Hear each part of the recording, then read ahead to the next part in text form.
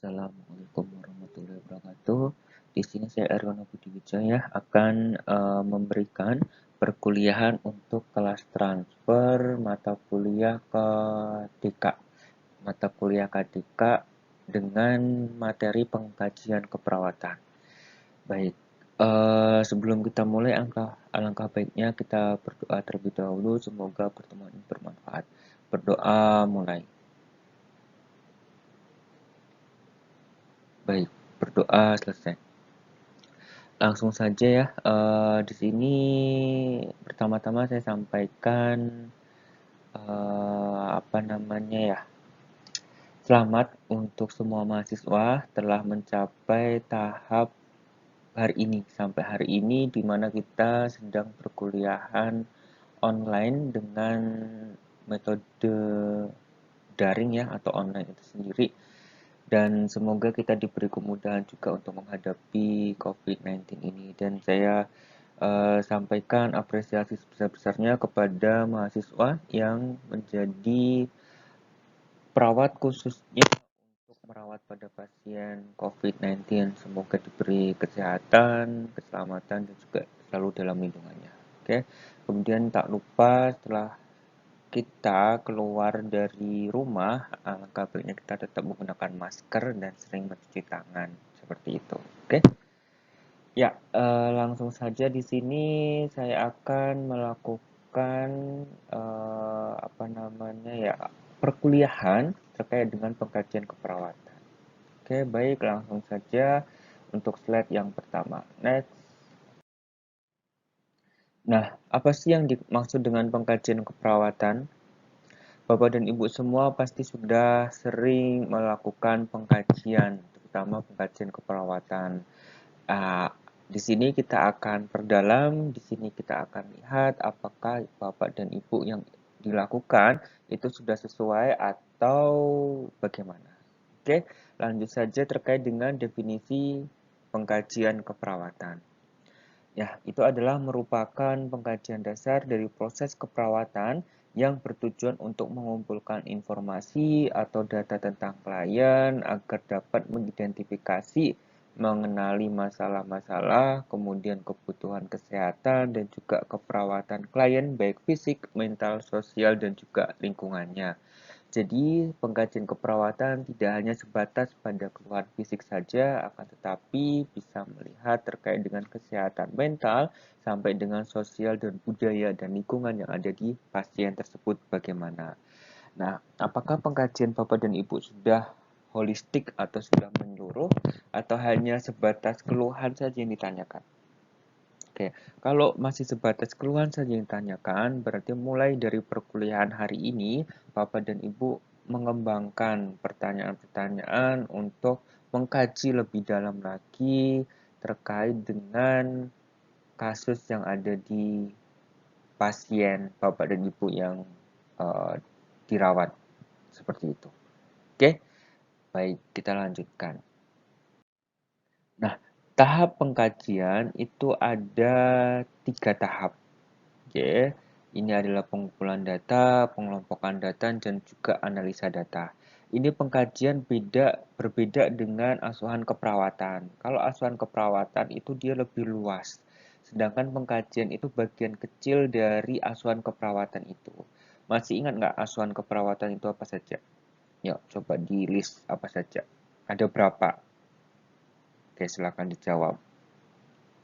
Iya, oke, mulai dari pengkajian, kemudian analisa data, penegakan diagnosa, perencanaan, kemudian implementasi, dan juga dokumentasi. Oke, ada yang kurang nggak? Coba dievaluasi lagi. Evaluasi masuk di mana? Baik. Nah, itu adalah asuhan keperawatan, mulai dari pengkajian sampai dengan evaluasi dan dokumentasi. Nah, kita akan bahas di sini yang pertama yaitu adalah pengkajian. Pengkajian ini menjadi sumber dasar atau data-data penting untuk menegakkan diagnosa yang Bapak Ibu akan lakukan pada pasien ini atau tegakkan pada pasien ini sampai nanti akan diimplementasikan. Diintervensi kemudian diimplementasikan oleh pasien ini dan juga langsung dievaluasi. Sehingga apabila pengkajian Bapak dan Ibu tidak lengkap atau pengkajian Bapak dan Ibu itu kurang mendalam, kemungkinan besar analisa data ataupun penegakan diagnosa sampai dengan evaluasi nanti juga akan tidak maksimal seperti itu. Makanya untuk tahap pengkajian ini kita harus perkuat seperti itu. Oke, kita akan mulai dari tahap pengkajian. Dia ada 3 jenis kegiatan, yang itu pertama pengumpulan data, kemudian pengelompokan data, dan juga analisa data. Baik, kita akan mulai satu persatu dari pengumpulan data terlebih dahulu. Next. Nah, pengumpulan data itu apa? Pengumpulan data itu adalah kegiatan yang mengumpulkan informasi secara sistematik tentang klien termasuk kekuatan dan kelemahan dari klien. Kemudian data bisa dikumpulkan dari klien, keluarga, orang terdekat, masyarakat, ataupun grafik rekam medis dari si pasien ini sendiri. Ketika kita berbicara sumber primer, berarti dia bersumber pada klien, yaitu sumber datanya asli dari klien. Akan tetapi kalau kita berbicara data sekunder, berarti data itu didapat dari orang lain selain dari klien. Bisa dari catatan rekam medisnya, laporannya, laboratoriumnya, tes diagnosisnya, keluarganya, orang terdekat, masyarakat, atau anggota tim kesehatan. Atau bisa jadi kepada polisi ketika Bapak dan Ibu jaga di IGD misalkan dibawa kecelakaan misalkan ada polisi bisa ditanyakan ke polisi juga untuk pengumpulan data. Saya rasa untuk pengumpulan data ini sudah sering sekali Bapak Ibu lakukan, akan tetapi mendalam atau tidak. Nah, itulah yang perlu kita perdalam di sini. Pengkajiannya dalam atau tidak. Nanti kita ada beberapa cara untuk melakukan pengkajian dan kita akan fokuskan pada salah satu cara untuk pengkajian tersebut. Next.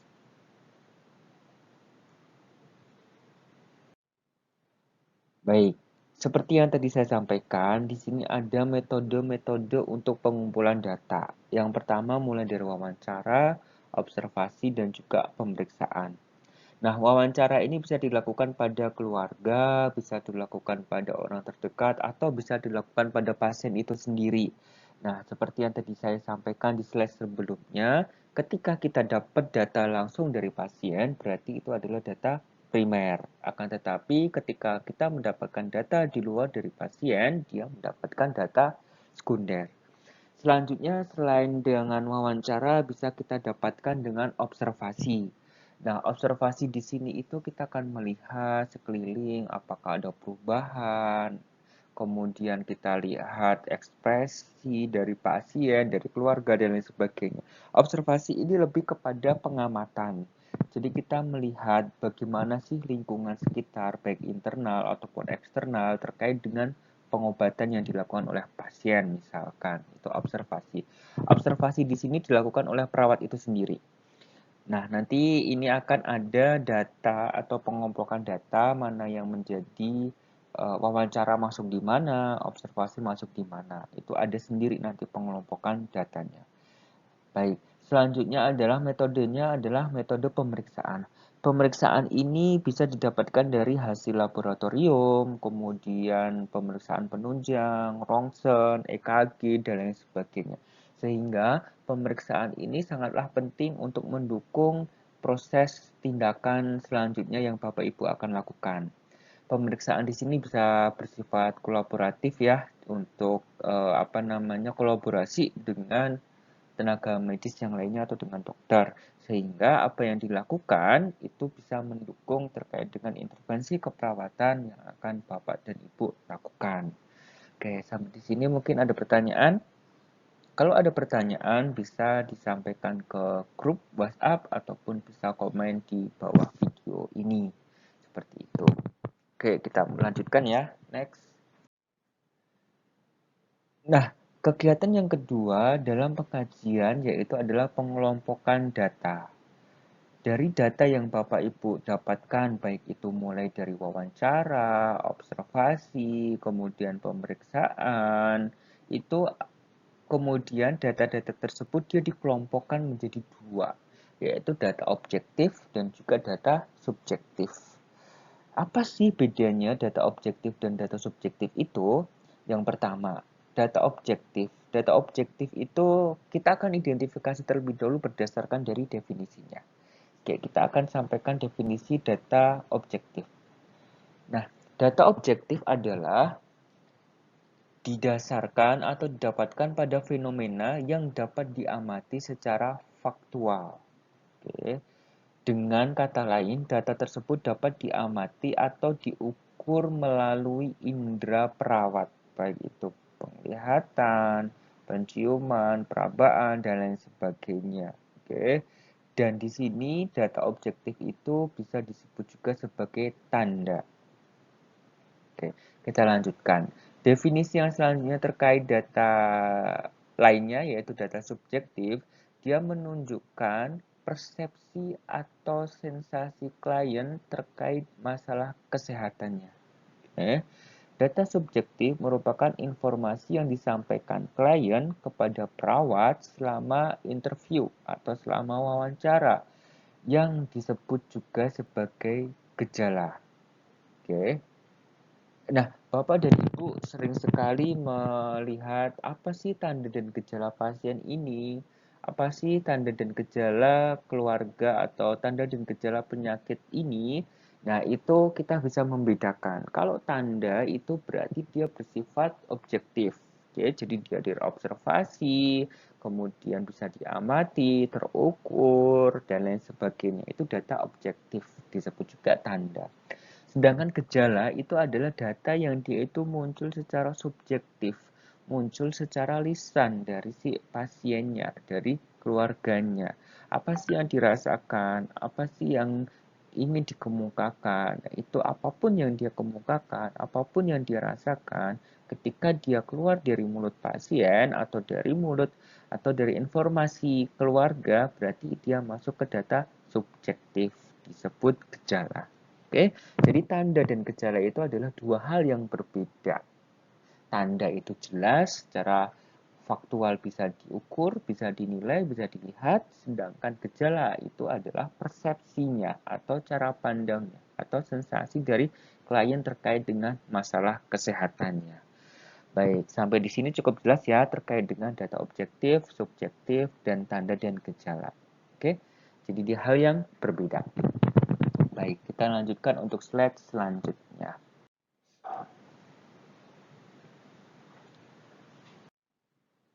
Baik, kegiatan ketiga terkait dengan pengkajian yaitu adalah analisa data. Nah, setelah data hasil pengkajian itu dikelompokkan, itu menjadi data subjektif atau data objektif, itu kita dapat mulai melakukan validasi data. Apa sih validasi data itu? Dia adalah membandingkan antara data subjektif dan objektif yang sudah didapatkan tadi dengan standar atau nilai norma yang baku. Oke, standar atau nilai normal yang baku itu yaitu adalah standar atau nilai tersebut merupakan aturan atau ukuran yang lazim dipakai. Jadi dia menggunakan pengukuran yang sudah baku di sana. Misalkan nyeri, skala nyeri, misalkan pakai wong atau pakai ekspresi itu atau pakai skala nyeri 0 sampai 10. Nah, nyerinya berapa? Itu kan dia baku, dia subjektif atau objektif seperti itu. Kalau kita berbicara nyeri, kita akan lihat PQRST-nya. Profilnya apa, kualitinya seperti apa, regionnya di mana, skalanya gimana, kemudian time-nya kapan, dia muncul di sana. Oke, jadi ada PQRST ketika kita berbicara nyeri. Kemudian misalkan tensi. Nah, tensinya itu 170 per 100 mm air raksa misalkan. Nah, dia masuk data subjektif atau data objektif. Normalnya berapa sih? Nah, kita akan berpikir bahwa oh, ternyata 170 itu dia di atas normal karena normalnya 120 misalkan untuk sistolnya.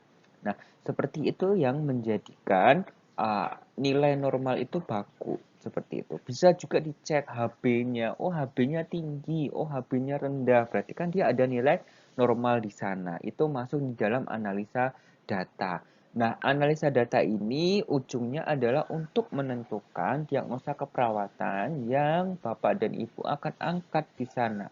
Oke, jadi harus hati-hati dalam analisa data ini sehingga tidak salah data ataupun tidak salah memasukkan atau mengkaji data dari pasien terkait dengan nanti diagnosa yang Bapak dan Ibu angkat. Oke, nah dari ketiga kegiatan ini ada pertanyaan untuk pengkajian? Baik, kalau tidak ada saya lanjutkan. Next. Nah, dalam pengkajian keperawatan itu sebenarnya ada beberapa macam contohnya atau modelnya. Nah, yang akan saya jabarkan di sini ada 3 model, yaitu model pengkajian keperawatan pola Gordon, model adaptasinya Roy, dan juga model self-care-nya OREM. Akan tetapi yang akan kita perdalam, yang sering kita gunakan khususnya di Indonesia, dia adalah proses atau model pengkajian keperawatan berdasarkan pola Gordon atau kebutuhan dasar manusia. Seperti apa sih model pengkajian tersebut? Seperti ini. Next. Nah, pengkajian berdasarkan pola Gordon ini nanti akan saya munculkan pada video yang lain. Akan tetapi ini menjadi satu kesatuan. Oke, satu kesatuan seperti apa? Dalam perkuliahan pada hari ini atau perkuliahan untuk mata kuliah KDK ini, khususnya materi pengkajian keperawatan, nanti akan ada 3 video. Yang pertama video ini, kemudian yang kedua adalah proses pengkajian berdasarkan pola Gordon. Jadi nanti ada skema ataupun ada isi dari pengkajian berdasarkan pola Gordon seperti apa. Kemudian video yang ketiga yaitu adalah contoh-contoh terkait dengan pengkajian di ruangan khusus, misalkan IGD, ICU, kemudian rawat inap ataupun pada kasus-kasus jiwa misalkan. Nah, nanti akan dimunculkan berdasarkan pengkajian pola Gordon seperti itu. Oke. Nah, selanjutnya kita akan bahas terlebih dahulu selain dari pengkajian ini. Next. Baik. Nah, di sini adalah faktor yang mempengaruhi pengkajian. Apa sih yang menyebabkan pengkajian itu gagal? Apa sih yang menyebabkan pengkajian itu bisa berjalan dengan baik? Yang pertama adalah tingkah laku. Kebanyakan tingkah laku dan sikap itu menjadi satu keutuhan. Oke, apabila sikap yang paling dominan akan mempengaruhi tingkah laku kita. Misalkan orang yang cenderung marah-marah, maka tingkah lakunya dia akan defend seperti itu. Sehingga kita harus mengenali bagaimana cara untuk mengontrol marah misalkan atau untuk memberikan solusi pada pasien-pasien yang marah atau pada keluarga yang marah misalkan. Nah, mungkin Bapak dan Ibu punya pengalaman yang lebih hebat, pengalaman yang lebih banyak terkait dengan faktor yang mempengaruhi pengkajian terkait dengan tingkah laku. Seperti itu. Oke, next. Nah, yang kedua adalah bahasa tubuh. Bahasa tubuh atau nonverbal itu memiliki persentase yang lebih besar dibandingkan dengan bahasa verbal atau secara vokal seperti itu. Nah, bahasa tubuh atau nonverbal ini dia merupakan tingkah laku yang sebagian besar dipengaruhi oleh lingkungan. Ketika lingkungannya baru, berarti ya kita tidak bisa langsung mendominasi di sana. Tapi kita perlu melihat terlebih dahulu apa sih yang terjadi di lingkungannya sehingga bahasa tubuh kita, nonverbal kita bisa melakukan sesuai dengan apa yang terjadi di dalam lingkungannya. Misalkan penerimaan, berarti kita menerima hal tersebut dengan misalkan tangan terbuka, kemudian perkataan kita hangat, kemudian kita agak sedikit menunduk, dan lain sebagainya. Nah, itu adalah komunikasi-komunikasi nonverbal yang dia itu terlihat dari bahasa tubuh, seperti itu. Oke, kemudian termasuk gerak-gerik, ekspresi wajah, pakaian, gaya, tatapan, dan lain sebagainya. Nah, sepertinya Bapak dan Ibu juga sudah punya pengalaman banyak ya terkait dengan faktor yang mempengaruhi pengkajian terkait dengan bahasa tubuh. Baik, kita akan lanjut ke slide selanjutnya. Next. Baik. Slide selanjutnya yaitu terkait dengan faktor yang mempengaruhi pengkajian. Next, tempat dan ruang. Nah, di sini tempat dan ruang itu juga akan mempengaruhi seseorang itu melakukan komunikasi yang efektif kepada orang lain. Oke. Jadi kita perlu memahami batasan-batasan dari kebudayaan tempat tersebut. Bisa jadi apa komunikasinya di ruang terbuka atau di ruang publik misalkan, atau di ruang sosial misalkan, atau di ruang tempat dengan atau sahabat. Sehingga kita tahu penempatan kita. Ketika kita berbicara atau ketika kita melakukan pengkajian dengan pasien, berarti komunikasinya adalah komunikasi terapeutik. Dia bukan komunikasi sosial. Sehingga bedakan antara komunikasi terapeutik dengan komunikasi sosial, di mana hubungan antara perawat dengan klien itu adalah proses terapeutik, kesembuhan di sana. Jadi ada intervensi yang bisa dilakukan oleh perawat atau tenaga kesehatan yang lain sehingga proses komunikasi ini untuk proses penyembuhan, ya. Jadi harus kita lihat tempat dan ruang. Kalau kita berbicara dengan sahabat atau dengan teman ketika di luar, ya tidak masalah seperti itu. Akan tapi kalau masih di ruang lingkup pelayanan kesehatan misalkan atau di rumah sakit, sahabat kita berobat misalkan dan kita yang menangani, ya kita harus komunikasinya melihat tempat. Oke? Jadi tidak lagi kembali ke tempat sosial atau komunikasi sosial. Baik, kita lanjutkan untuk faktor selanjutnya. Next. Bukan terakhir, yang selanjutnya adalah sikap. Sikap, profesi keperawatan dia mempunyai kekuatan untuk berpikir positif dalam pendokumentasian. Sehingga kita mempunyai sikap yang positif untuk melakukan suatu tindakan. Apa yang kita pikirkan, apa yang kita sampaikan, apa yang kita rasakan, itu harus positif semua. Sehingga pendokumentasian pada pasien ini juga sesuai. Oke, jangan sampai ada hal yang dia itu kita pikiran negatif, sehingga terbawa negatif, sehingga apa-apa yang disampaikan pasien itu tidak kita percaya misalkan. Nah, itu tidak seperti itu. Akan tetapi ada proses di mana kita berpikir positif sehingga apa yang kita dapatkan dari pasien itu bisa kita sampaikan dengan baik atau kita bisa dokumentasikan dengan baik seperti itu. Oke, selanjutnya adalah perawat dapat membantu dalam penyembuhan atau terapeutik tadi yang sudah saya sampaikan sebelumnya dengan pemikiran yang optimis dan penuh harapan. Nah, di sini itu perawat dapat mengaplikasikan ilmu komunikasi terapeutik untuk kesembuhan pasien.